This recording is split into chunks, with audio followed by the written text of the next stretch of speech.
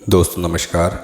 Headphone story में आपका स्वागत है और आज हम लाए हैं आपके लिए एक और कहानी जिसका शीर्षक है एक विचित्र प्रेम कहानी। एक अमीर लड़का था, उसे एक गरीब किसान की लड़की से प्यार हो गया। लड़की सुंदर होने के साथ साथ काफ़ी समझदार थी। एक दिन जब लड़के ने उस लड़की को बताया कि वह उससे प्यार करता है और उससे शादी करना चाहता है, तो लड़की ने कुछ सोचने के बाद उस लड़के को शादी करने से इनकार कर दिया क्योंकि वह गरीब परिवार से रिश्ता रखती थी। लेकिन कुछ समय बाद जब यह बात उस लड़के को पता चली तो उसने लड़की के माता पिता से बात की और उस लड़की को समझाया। काफ़ी समझाने के बाद वह लड़की मान गई और दोनों की शादी हो गई। शादी के बाद लड़का उसे बहुत प्यार करता था। दोनों का दाम्पत्य जीवन काफ़ी अच्छा चल रहा था। लेकिन कुछ महीनों के बाद लड़की को चर्म रोग हो गया, जिसके कारण उसकी खूबसूरती ढलने लगी। अब लड़की को यह डर भी सताने लगा कि खूबसूरती ढलने के कारण कहीं उसके पति उसे छोड़ ना दे। लड़की ने उस चर्म रोग को ठीक कराने के हर संभव प्रयास किया।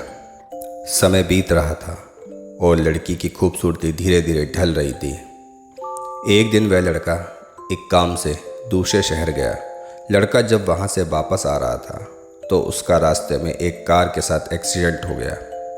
उस दुर्घटना के दौरान लड़के की आंखों की रोशनी चली गई। इस दुर्घटना के कुछ समय के बाद उनका जीवन फिर से सामान्य और सुखी बीतने लगा। वह लड़की चर्म रोग की वजह से दिन ब दिन प्रतिदिन कमज़ोर और बदसूरत होती रही, लेकिन पति अंधा होने के कारण उनका दाम्पत्य जीवन ठीक चल रहा था और दिखाई ना देने के कारण वह लड़का उसे पहले की तरह प्यार कर रहा था। कुछ सालों के बाद बीमारी के कारण उस लड़की की मृत्यु हो गई। पत्नी की मृत्यु के बाद वह लड़का अंदर से दुखी हो गया और वह शहर छोड़कर जाने वाला था। तभी उसके पड़ोसियों ने उसे सांत्वना देते हुए कहा, अब आप तो अपनी पत्नी के बिना अकेले पड़ जाएंगे। वह आपका काफ़ी ख्याल रखती थी। अब आपका जीवन अंधकार में कैसे व्यतीत होगा। तब उस लड़के ने अपने पड़ोसी की ओर देखा और गहरी सांस लेते हुए कहा, मैं कभी अंधा था ही नहीं, लेकिन मैं ये सोचकर अंधे होने का नाटक कर रहा था कि कहीं मेरी पत्नी को उसकी बीमारी और बदसूरती के कारण यह न लगे कि मैं उससे प्यार नहीं करता। इसीलिए मैं इतने सालों तक बिना कुछ कहे हुए अपनी पत्नी की खुशी के लिए अंधा बना रहा।